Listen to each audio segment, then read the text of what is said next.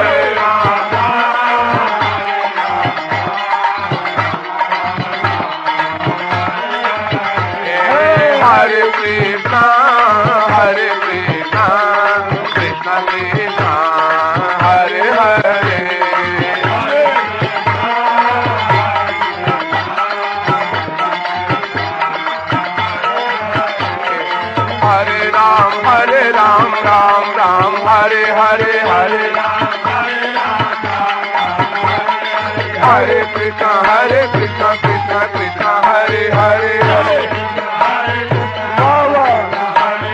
Hare Ram Ram Ram Hare Hare Hare Krishna Krishna Krishna Hare Hare Hare Ram Ram Ram Hare Hare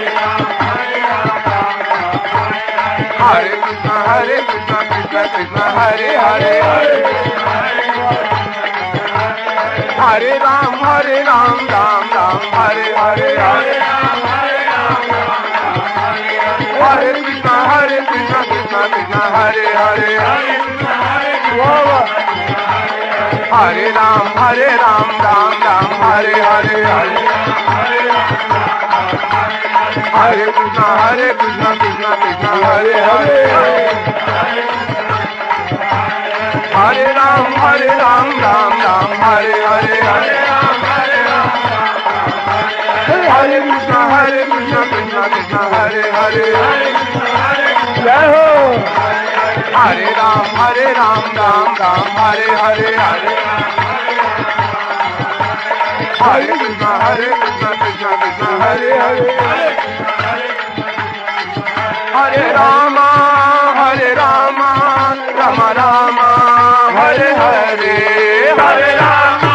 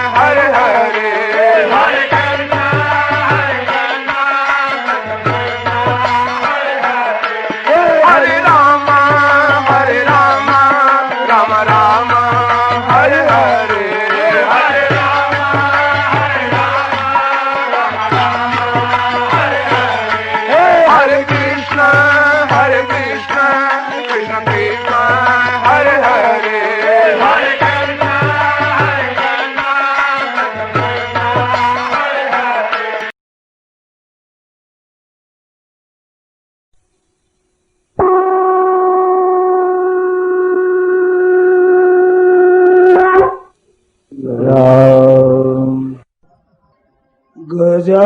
गजाननं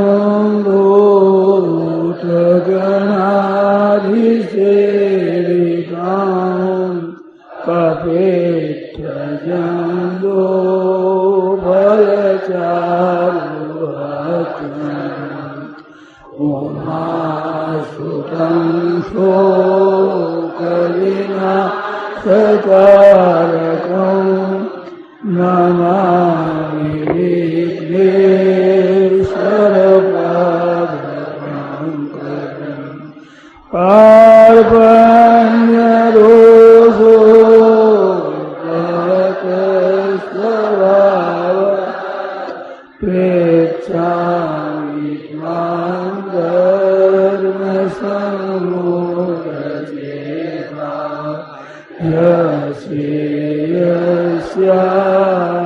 यस्यान्निश्चितं रोहितम् शेषस्तेऽहं साधिमां त्वां प्रपन्नम् कविं पुराणमनुशासितार मनोरवीयान् समनुस्मरेभ्य सर्वस्य भागारमचिन्त्यरूप मादित्यवर्णं तमसः परस्तात् पश्यामि देवास्तव देवदेहे सर्वांस्तथा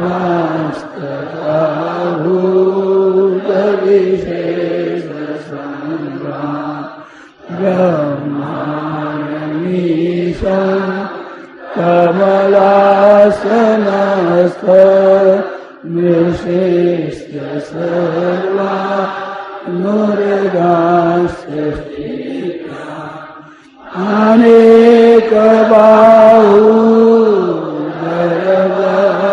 अनेकबाहुधरवक्त्रनेत्रं पश्यामि त्वां सर्वतोऽनन्तरूपं मां तं प्रमथ्यं न पुनस्तवामि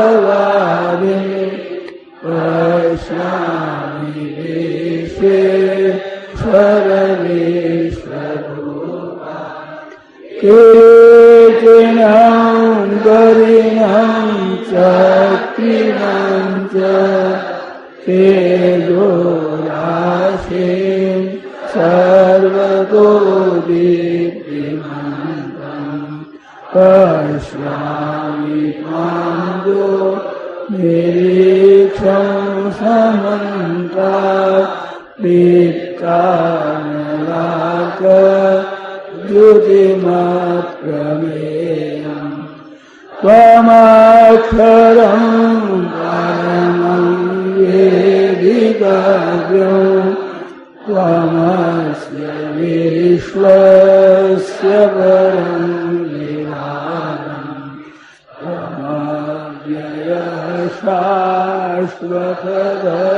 शाश्वतधर्मगोप्ता सनातनस्त्वं पुरुषो मतो मे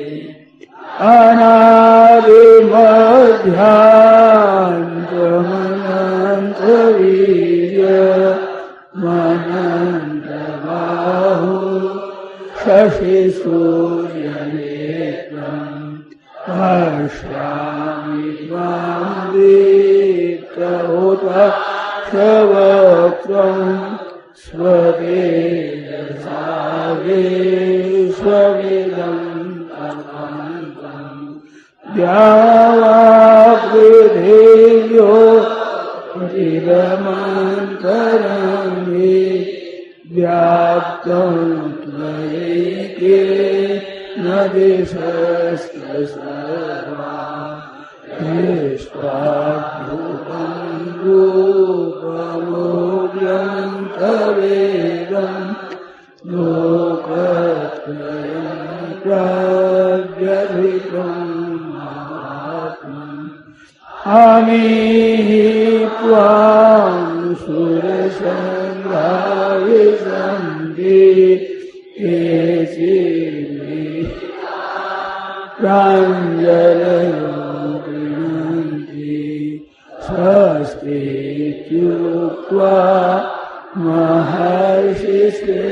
महर्षिसिद्धसङ्घा स्तुवन्ति त्वां स्तुतिभिः पुष्कलानि रुद्रादित्या वसवो ये साध्या विश्वेश्विनो मरुत सोष्मराश्च गन्धर्वयक्षा सुरसिद्धसङ्घा वीक्षन्ते त्वां विस्मितास्यैव सर्वे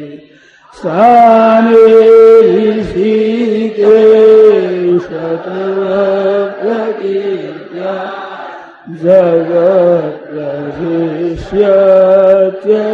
जगत्प्रशिष्यत्यनुरज्यते च रक्षांसि भीता प्रीतिहो द्रवन्ति सर्वे नमस्यान्ति च सिद्धसङ्घा तस्मात् स तेन नमेरन्मात्मा गरीयसे ब्रह्मणो प्रादिपत्रे अनन्तदेवे सजगन्निवास त्वमक्षरं सदसत्तत्परं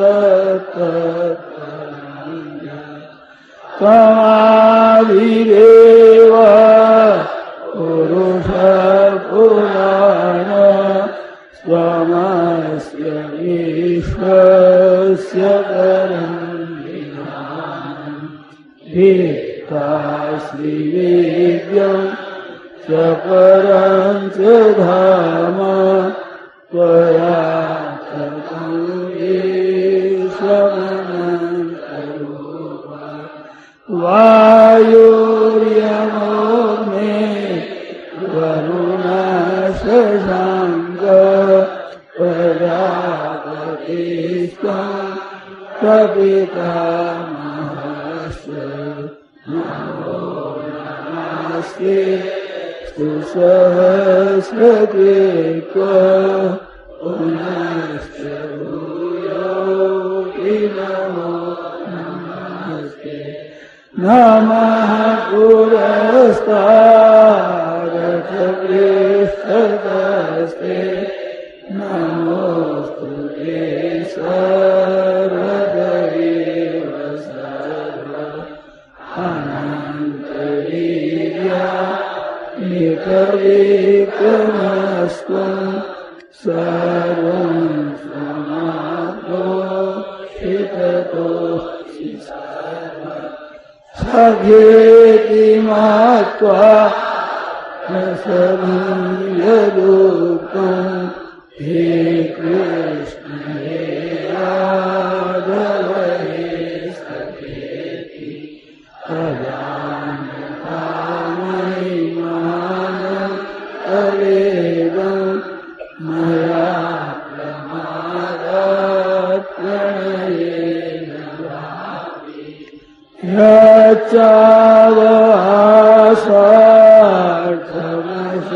यच्चावहासार्थमशक्तिदोषि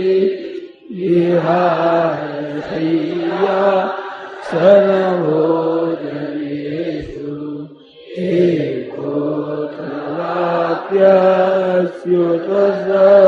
एकोऽथवाप्यस्युतसमक्षं तत्क्षामये त्वा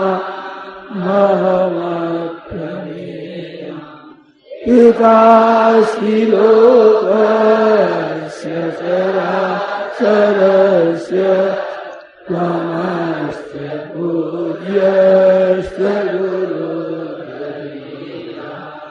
न त्वस्तमोऽस्त्यधिककुतोऽन्यो लोकत्रयेऽप्यप्रतिमा तस्मात् प्रणम्य प्रणिधाय कायं प्रसादयित्वा महमीशमीड्यं पितेव पुत्रस्सखेव सख्यो प्रियः प्रियायार्हसि देव सोऽहम् त्वमेव माता च पिता त्वमेव बन्धुश्च त्वमेव नित्या द्रविणं त्वमेव सर्वं मम देव देव।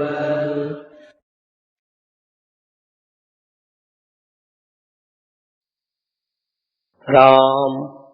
श्री गीता जी का पाठ, चौथा अध्याय, श्लोक संख्या 21 से 30 तक। वसुदेवसुतं देवं कंसचाणूरमर्दनं देवकी परमानन्दं कृष्णं वन्दे जगद्गुरुम्। निराशीर्यत् चेत्तात्मा त्यक्त सर्वपरिग्रह शारीरं केवलं कर्म कुर्वन्नाप्नोति किल्बिषम्। यदृच्छालाभसन्तुष्टो द्वन्द्वातीतो विमत्सरः समः सिद्धावसिद्धौ च कृत्वा न निबध्यते।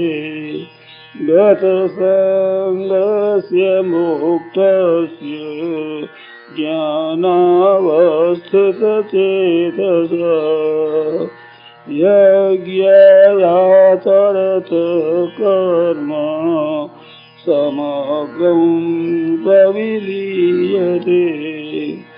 ब्रह्मार्पणं ब्रह्महविः ब्रह्माग्नौ ब्रह्मणाहुतं ब्रह्मैव तेन गन्तव्यं ब्रह्मकर्म समाधिना। दैवमेवापरे यज्ञं योगिनः पर्युपासते ब्रह्माज्ञावपरे यज्ञं यज्ञेनैवोपजुह्वति। श्रोत्रादीनेन्द्रियाण्यन्ये संयमाग्निषु जुह्वति। शब्दादीन् विषयान्यन्य इन्द्रियाग्निषु जुह्वति।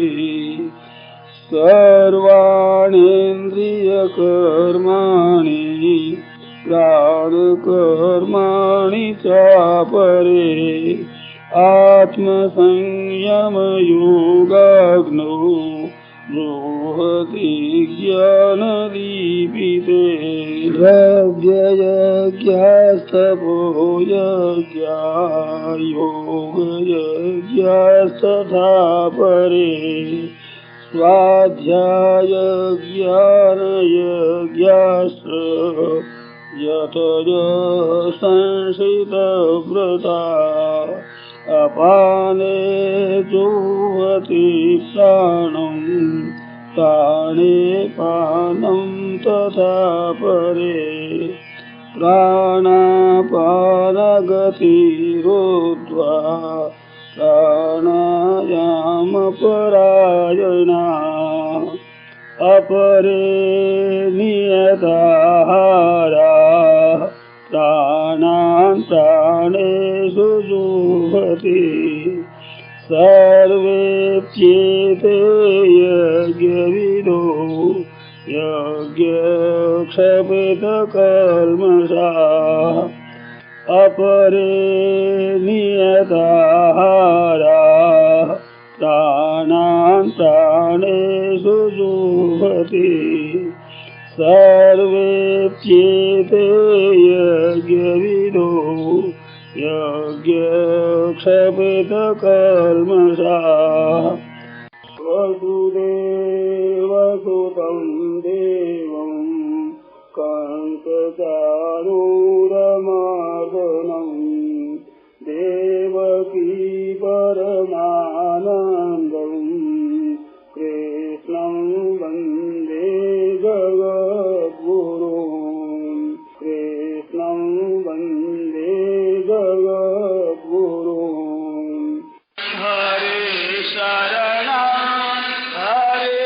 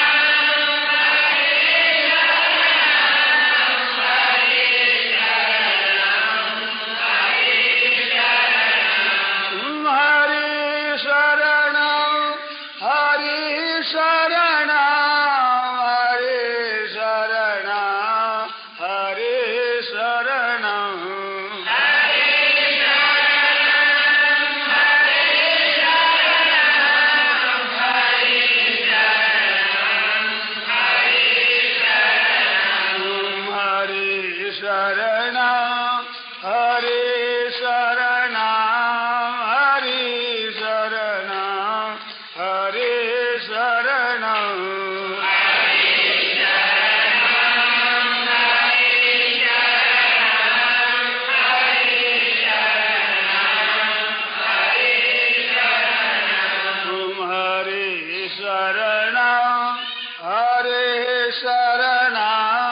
हरे शरणं हरे शरणं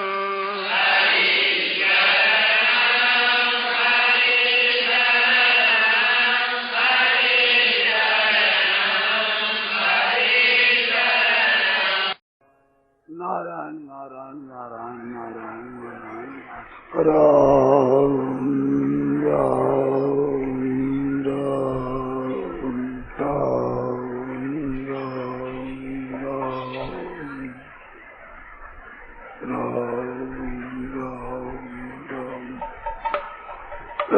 नारायण नारायण नारायण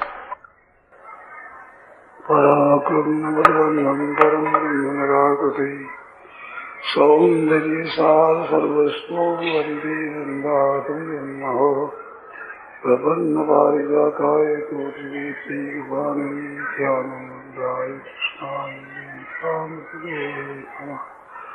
वसुदेव सुतं देवं कंसचानूरमर्दनं देवकी परमानन्दं कृष्णं वन्दे जगद्गुरुं वंशीभूषितकरान्नवनीतनाभा पीताम्बराधरण्यफलाधरोष्ठात् पूर्णेन्दुसुन्दरमुखायवन्दनेस्तात् कृष्णात् परां किञ्चित्तमहं निजाने हरि ओम नमो परमात्मने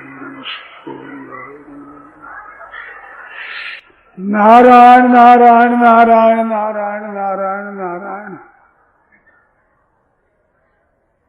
देखो एक बात बताओ, आप ध्यान दे करके सुने। मनुष्य के लिए कोई बात भी कठिन नहीं है, असंभव तो है ही नहीं, कठिन भी नहीं है। आदमी हताश हो जाते भी हमारे से काम नहीं होगा, ऐसा हर एक किसी भाई को, किसी को, बहन को नहीं मानना चाहिए कि हम नहीं कर सकते। अपनी शक्ति से बाहर काम है वो हमें करना ही नहीं है। कर सके उतने ही करने हमारी जिम्मेवारी है। फिर हताश क्यों, निराश क्यों? उसमें भी जितना सुगमता से कर सकते हैं उतना करता है, कठिनता की जरूरत नहीं है। एक उसमें और विलक्षण बात है, उधर ध्यान दें। जैसे हमें कहीं जा रहे हैं, कई कोस दूर है मकान जहाँ जाना है, परंतु जितने हम चले गए हैं, चाहे मील भरी गए हैं, तो उतना तो रास्ता कट ही गया। इस तरह से हम काम में लगते हैं तो हमारा काम हुआ है। भाई बहन ध्यान दें, अपने जो भगवान की तरफ चलते हैं उसमें राम इतना कह दिया है, उतना भी हमारा काम हुआ है। अभी हमारे को दिखे चाहे न दिखे, अनुभव में आवे चाहे न आवे, कुछ फर्क पड़ा चाहे नहीं पड़ा, परंतु राम इतना कहा ये भी निष्फल नहीं जाएगा। ये उस सच्चिदानंद घन परमात्मा का नाम है, जो कि है, नित्य निरंतर है, कभी जिसका अभाव नहीं होता, नित्य निरंतर रहता है, उसका नाम है। संसार सब नाशवान है, क्षणभंगुर है, हर दम नष्ट हो रहा है। उस नाशवान संसार में रहते हुए अविनाशी का मैंने नाम लिया है, उस अविनाशी का विनाश नहीं होता। ना भाव विद्यते सतः, सद्वस्तु का अभाव नहीं होता। तो इतना काम भी हमारा हुआ है। आज आपने दिखे चाहे न दिखे, पर वो काम हुआ है, इसमें संदेह नहीं है। सत्संग करने वाले भाई बहनों में एक विलक्षणता आती है, उसको कोई आदमी जान पावे, कोई से नहीं जान पावे, परंतु एक विलक्षणता आती है। सन्मुख हो ये जीव मोई जब ही कि जन्म कोटि अगनाश ही तब ही।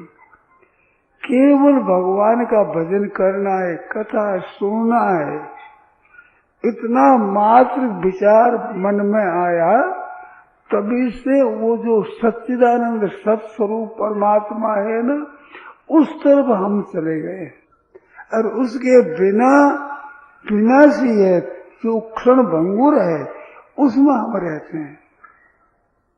थोड़ी सी बात भी भगवान की हुई है तो वो थोड़ी भी थोड़ी नहीं है, बहुत है।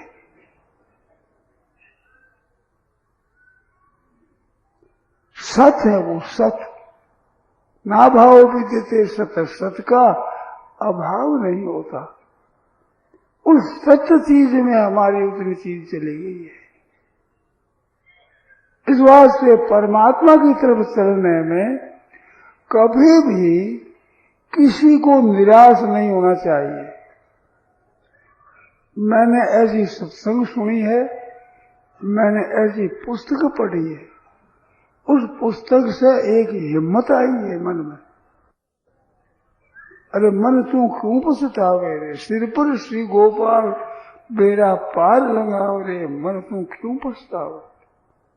सिर पर श्री गोपाल भगवान है हमारे, भगवान की तरफ हम चलते हैं। लौकिक कहावत है कि बांधी सोई बादशाह की और की सरदार। भगवान की तरफ हम हैं, आज उसकी कीमत का पता नहीं लगता। परंतु कभी कीमत का पता लगेगा तब आप समझोगे। कितनी विलक्षण बात है। सच्चिदानंद घन परमात्मा जो कि संसार का आधार है, सब जगह परिपूर्ण है वो परमात्मा, उस तरफ हमारी वृत्ति हुई है। कितनी विलक्षण बात। भागवत के आरंभ में ही आता है, सद्यो हृदय रुद्यते पृथ्वी शुश्रूषु विस्तर्षणात्।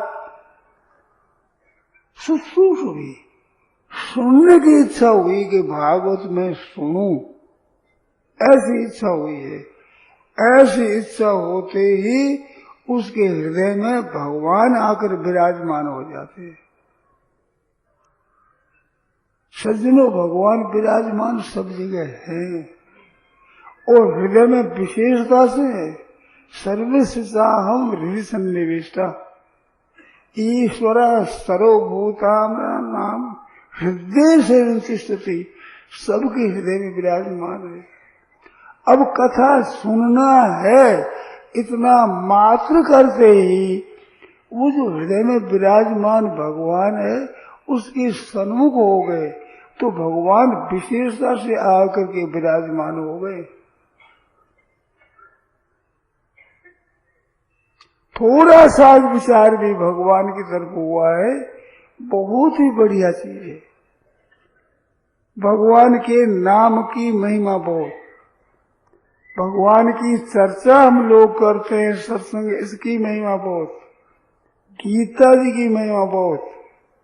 आज एकादशी तो एकादशी का महात्म है, इसका भी बड़ा भारी महात्म, बड़ी महिमा है। एक एक चीज की विलक्षण महिमा है, परंतु वो हमारे को दिखते नहीं। न दिखने में कारण क्या है कि हमारे को उस बात का ज्ञान नहीं है। बिना ज्ञान सामने चीज पड़ी रहे तो करतल गतन पर ही पहचाने। हाथ में चीज हो गया तो पहचानने में आती नहीं कि क्या चीज है, वो पहचान कम है। इसमें एक बात और है, आप कृपा कर ध्यान दें। हम जिनको पाप समझते हैं, अन्याय समझते हैं, संसार की मर्यादा से विरुद्ध मानते हैं, शास्त्र और संतों की वाणी से विरुद्ध काम है, जिसको पाप का काम है, अन्याय का काम है, इन कामों का त्याग नहीं करते हैं, इससे हमारी बुद्धि के आड़ा का पर्दा रहता है। उससे असली तत्व को समझ नहीं सकते हम। तो सबसे पहली आवश्यकता इस बात की है कि जिसको हम अन्याय समझें उसको न करें, जिसको पाप समझते हैं उसको न करें। झूठ, कपट, बेईमानी, ठगी, धोखेबाजी आदि समझते हैं, इस बातों को न करें, तो वो आंख खुलेगी। और जब तक ये करते रहे तब तक वो आंख ठीक खुलती नहीं। थोड़ा बहुत लाभ हो दिखेगा, पर है जितना नहीं दिखेगा, जितना होता है उतना लाभ दिखेगा नहीं। काल के भीतर में काई पड़ी चली गई है। तो ये बीच में जो बाधा आती है शास्त्र निषिद्ध आचरण की, झूठ, कपट, बेईमानी, ठगी, धोखेबाजी की, ये जो अनर्थ आता है, इससे एक बड़ा भारी पर्दा पड़ जाता है। इसमें भगवत संबंधी बातों का लाभ होता हुआ भी दिखता नहीं है, परंतु होता जरूर है। हमारे को दिखे चाहे न दिखे, कि जैसे पाप कर्मों का एक असर होता है जो असली तत्व को दिखने नहीं देता, तो उसका असर होता है, उससे बहुत विलक्षण असर भगवान के भजन का होता है, भगवान के नाम का होता है, सत्संगति का होता है, सत्शास्त्र का होता है। जितने सद्गुण सदाचार है, देवी संपत्ति है, इसका असर होता है। पूरे आचरणों का भी असर होता है, झूठ कपट का भी असर होता है, तो इनका असर क्यों नहीं होगा? असर होगा। परंतु जितने जितने मन से विचार आ जाए कि अब भाई पाप नहीं करेंगे, आज दिन तक हुए सो हुए, हे नाथ मैं अब पाप नहीं करूंगा, अब अन्याय नहीं करूंगा, बड़ा भारी असर पड़ता है इसका। भीतर से बात होते हुई भगवान पर असर पड़ता है। ये माताओं ने हम लोगों का पालन किया तो इनके सामने गड़बड़ी कर देते थे तो माँ को गुस्सा आ जाता था, अरे सुधा मैया को गुस्सा आ गया, कन्हैया के दोनों हाथ पकड़े एक हाथ में और लाठी ले लिया हाथ में। अरे कन्हैया रो देता, मैया अब नहीं करूंगा। धीरे धीरे एक इतनी बात कह देगा, माँ अब मैं नहीं करूंगा। इनको पूछ लो भाई, इनका वो जोश नहीं रहता मन का, एकदम ढीली हो जाए, ऐसे आग नहीं जाए, बच्ची छोड़ देती है। तो क्या एक जन्म की माँ में इतनी दया है तो अनंत जन्मों की माता तुम्हें वो माता तो भगवान हमारी माँ है। हम विचार करते हैं हृदय से, हे ना अब मैं पाप नहीं करूंगा, क्या भगवान पर असर नहीं पड़ेगा? बिल्कुल असर पड़ेगा। आपको मालूम हो चाहे न हो, दूसरा भी कोई जाने चाहे न जाने, परंतु भीतर से ये विचार हो जाए सच्चे हृदय से, हे नाथ अब मैं अन्याय नहीं करूंगा, अब मैं पाप नहीं करूंगा। मैंने बहुत जान जान कर पाप किए, भगवान सब जगह है, मैं मानता हूँ जानता हूँ, ऐसे जानते हुए आपके सामने मैंने कई अन्याय किए, पाप किए हैं और किए बड़ी शौक से, रुचि से, छिप छिप करके, लोगों से अलग छिपाव करके, किसी को मालूम न पड़े, ऐसे करके बड़ी चतुराई से बुद्धिमानी से किए हैं। पर अब मैं नहीं करूंगा, ऐसा हृदय का आपका भाव होते ही भगवान पर असर पड़ता है। जैसे माँ पर असर पड़ता है, माँ को गुस्सा आ गया तेजी से, कितने उद्दंडता करता है, ऐसा करता है। मैंने वो कह रहे माँ अब नहीं करूंगा, अब नहीं करूंगा, अच्छा एकदम माँ के हृदय में शांति अजय, वो तेजी नहीं रहती। तो अनंत जन्मों की माँ भगवान है। आप जब हृदय से कहेंगे हे नाथ अब मैं पाप नहीं करूंगा, अब आपसे विरुद्ध नहीं चलूंगा, शास्त्र से विरुद्ध, लोक मर्यादा से विरुद्ध, हे नाथ अब मैं काम नहीं करूंगा, बड़ा विशिष्ट असर पड़ेगा और भगवान पर असर पड़ेगा, उसका लाभ बहुत विशेष होगा।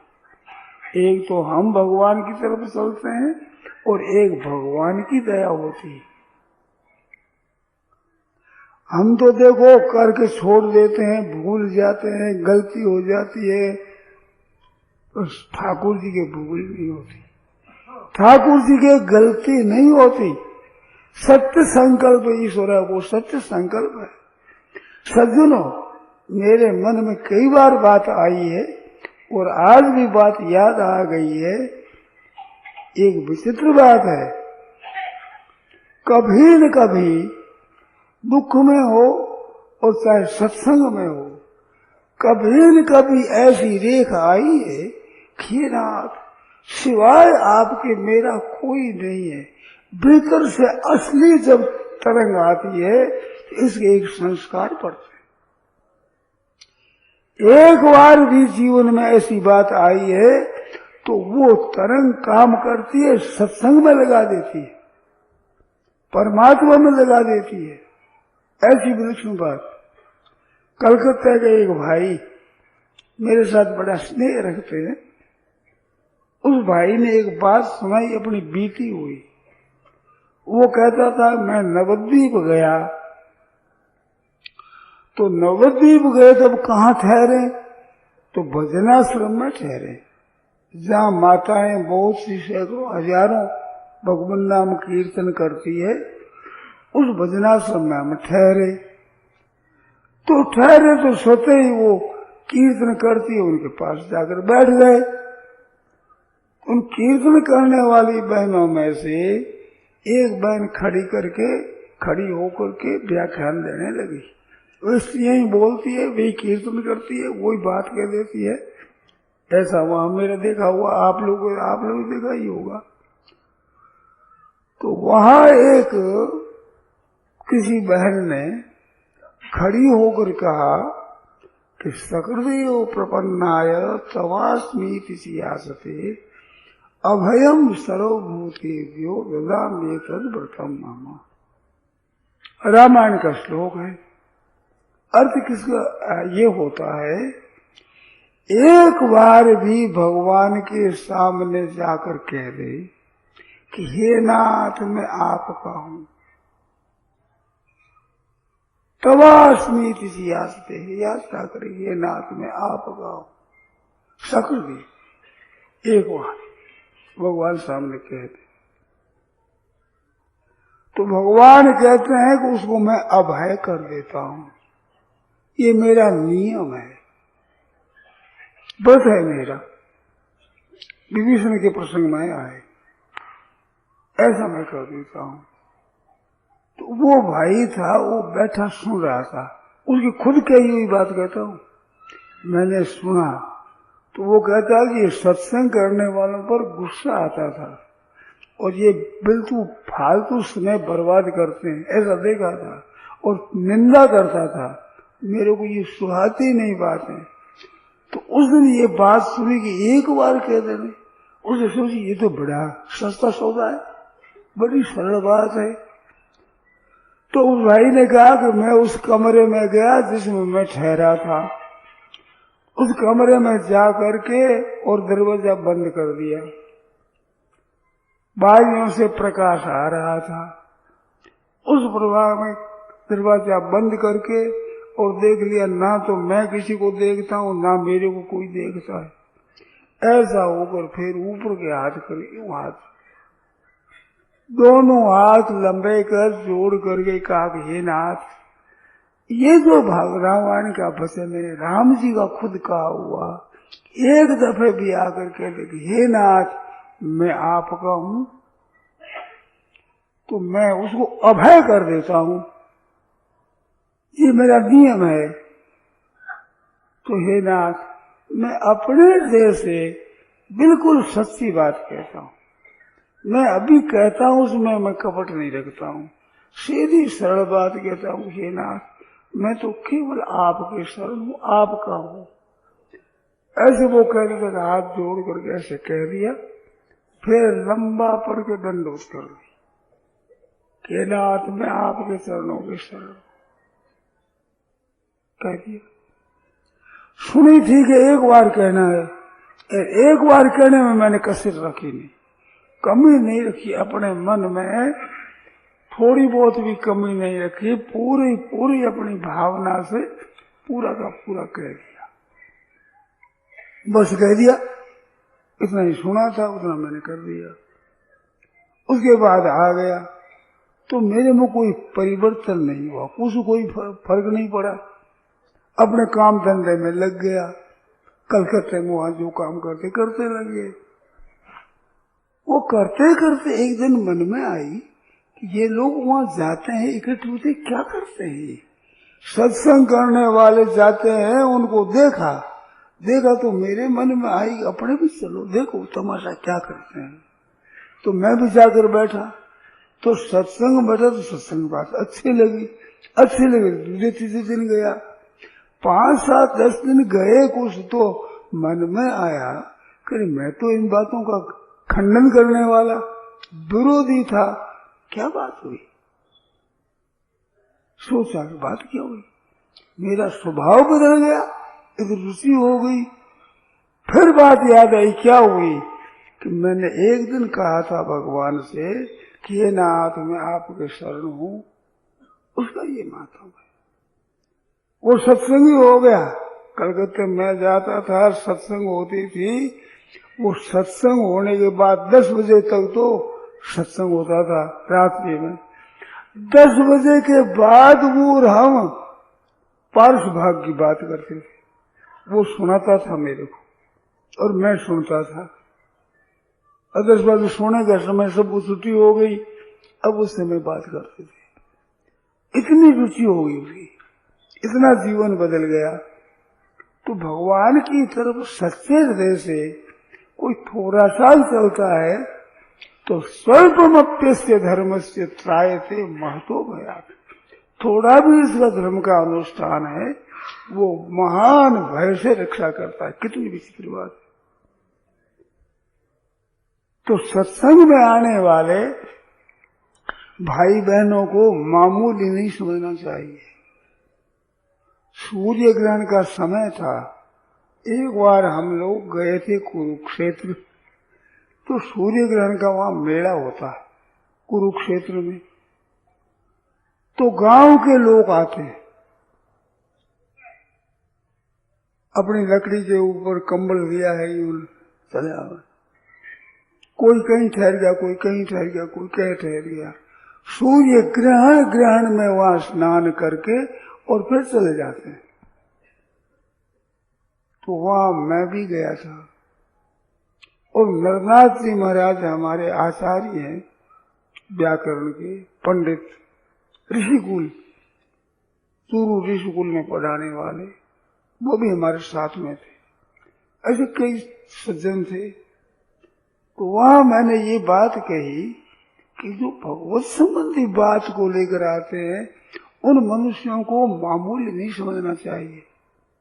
हमारे देखने में सीधे आदमी है और गांव के आदमी है, परंतु भाव लेकर आए हैं कि सूर्य ग्रहण में कुरुक्षेत्र में हम स्नान करेंगे, ऐसा भाव लेकर के आए हैं। तो वे आदमी मामूली नहीं है। कितना भाव ऊंचा है ये बात नहीं तो सुना दी सामान्य रीति से। पीछे पंडित जी ने मेरे से बात कही, आचार्य जी से, नरनाथ जी महाराज ने, कि आपकी बात सुनते ही मेरा तो भाव बदल गया। कहीं टट्टी फिरता रहे, कहीं कोई पेशाब करता रहे, कहीं बैठे ऐसे दिखते कैसे आदमी है ये, परंतु वो मेरे भाव ही बदल गया। मेरे बड़े कुरुक्षेत्र में स्नान करने के लिए आए, कितना भगवत भाव है, कितनी विलक्षण भाव है, कितनी ऐसी भावना है। ऐसे होते ही मेरे तो लोगों के प्रति भाव ही बदल गया। आप जरा सोचो, बीती हुई बात है। तो सत्संग करने से आदमी में कितना असर पड़ता है, सच्ची बात सुनने से कितना विलक्षण असर पड़ता है, इसको हर एक नहीं समझ सकता। विद्वान विजानाति विद्युत जन परिश्रमम नहीं वंध्या विजानाति गुरुवीम प्रभव वेदना। संस्कृत में एक श्लोक आता है कि विद्वान के परिश्रम को विद्वान ही समझता है। जैसे किसी ने अपने ग्रंथ में टीका लिखी, ग्रंथ लिखा, तो ग्रंथ लिखा तो उसको समझेगा कौन? उसे ऐसा ही अध्ययन किया है, पढ़ाई की है, वो समझ सकेगा कि इसने लिखा है तो कितनी मेहनत की है, कितना इसको ज्ञान है, कितनी विलक्षण बात ये जानता है। इस बात को पहचानेगा विद्वान। हर एक नहीं पहचान सकता। पोथी लिखी देख लिया, विद्वान एवं विजानाति विद्युत जन परिश्रमम, विद्युत जन परिश्रमम विद्वान एवं विजानाति। विद्वान के परिश्रम को विद्वान ही समझ सकता है। उसमें दृष्टांत दिया है, नहीं वंध्या विजानाति गुरुवीम प्रसव वेदना। जिस बहन के बालक नहीं हुआ वो बालक की पीड़ा को नहीं समझ सकती। जिसके बालक हुआ है वही समझती है कि बालक के होने में कितनी तकलीफ होती है। बांझ की जान प्रसव की पीड़ा, बांझ को क्या पता। ऐसे जिन्होंने अभ्यास नहीं किया है उनको क्या पता इन बातों का। ऐसे ही सज्जनों सत्संग किए हुए, गहरे सत्संग के भावों में उतरे हुए, वे ही पुरुष समझ सकते हैं कि ये कथा करते हैं, बात कहते हैं, परंतु कितने गहरे, कितने विलक्षण बात कहते हैं। तो इनका अध्ययन कितना है, कितने गहरे उतरे हुए हैं, इस बात को हरेक नहीं समझ सकता। बांझ की जान प्रसव की पीड़ा, बांझ को क्या पता। तो विद्वान विजानाति विद्वजन परिश्रमम। ऐसे ही भगवत भक्ति की बात भगवत भगत ही समझते हैं, हरेक को पता नहीं लगता। हरेक तो मनुष्य दूसरे हैं, चाहिए वो है नाम जपने वाला है, ये सत्संग करने वाले हैं, ये जैसे दूसरे वैसे वैसे ही दिखते हैं, कुछ उसमें विलक्षणता दिखती नहीं। हमारी काम पड़ा, हमने अच्छे संत सुने और उनके पास गया और व्याख्यान सुना तो मन में आया तो ऐसा व्याख्यान तो मैं भी दे सकता हूं। नहीं पहचानता आदमी, परंतु उनका विवेचन सुना गहरा, तब पता लगा रे भाई मामूली बात नहीं है। व्याख्यान देना ही केवल बात नहीं है, हर एक विषय में गहरे उतर के कितने विचित्र बात कहते हैं।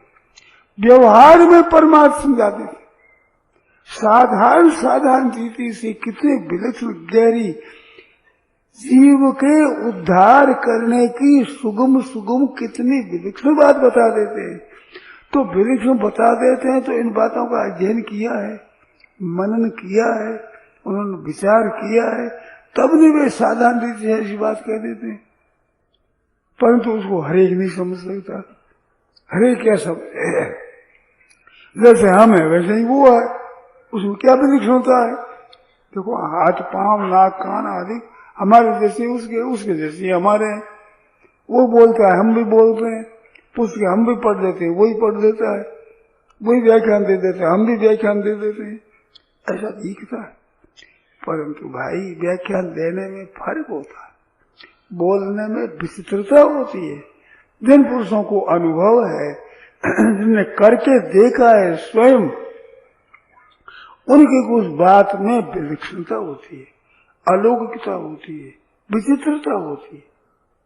तो सज्जनों, सत्संग में जाने वालों को मामूली नहीं समझना चाहिए। जिनकी सत्संग में रुचि है जाते मामूली नहीं समझना। एक बात बता दे, समय हो रहा है समाप्त।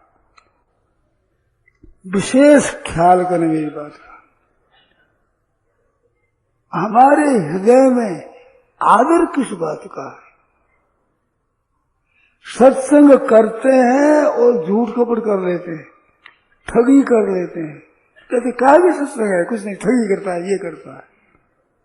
ध्यान देना मेरी बात पर, दोनों बातों में। काय भी सत्संग करता है, झूठ कपट करता है। हमने झूठ कपट को महत्व दिया है, ऊंची माना है, सत्संग को नीची माना है। नाम जप करता है, ऐसा पाप करता है, तो पाप को महत्व दिया है। इस वास्ते हमारे पापों का महत्व अंतःकरण में जमा हुआ है, वो पारमार्थिक बातों को समझने नहीं देता। अरे थोड़ी सी उल्टी बात है कि ऐसा झूठ कपट करने वाला भी नाम जप करता है, अरे ये सत्संग में जाता है। अगर ऐसा उल्टा आप मान लो तो क्या रहे? और रास्ता तो उसने एक ही है, सत्संग करता है, भजन ध्यान करता है, झूठ कपट करता है, बेईमानी करता है, बड़ा खराब आदमी। तो आदमी खराब होगा तो खराब को आपने महत्व दे दिया, इसको तो खराब मान लिया।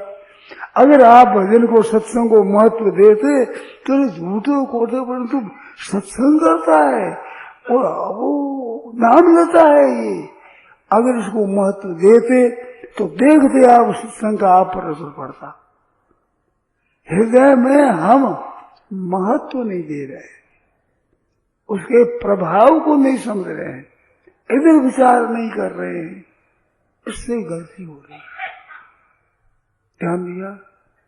हमारे इतना विशेष असर क्यों नहीं पड़ता है कि हमारे हृदय में पापों का जितना महत्व है, जितना आदर है, इतना सत्संग का भजन ध्यान का महत्व नहीं है, वो हृदय में आदर नहीं है।